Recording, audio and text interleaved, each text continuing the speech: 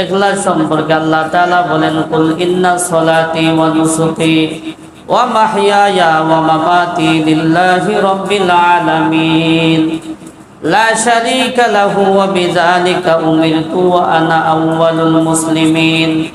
আল্লাহ পাক রব্বুল আলামিন তার হাবিবকে সম্বোধন করে বলেন, বন্ধু হে, আপনি নামাজ পড়ুন আল্লাহ তাআলার জন্য, আপনি কুরবানি করুন আল্লাহ তাআলার জন্য, এমনকি আপনার জীবন পরিচালনা আল্লাহ তাআলার জন্য করুন।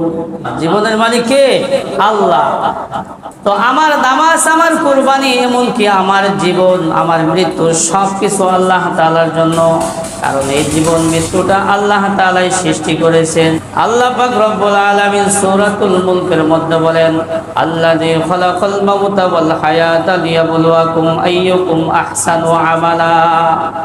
আল্লাহ পাক রব্বুল আলামিন বলেন, আমি জীবন এবং মৃত্যু সৃষ্টি করেছি। তাহলে জীবন মৃত্যু কে সৃষ্টি করছে? আল্লাহ।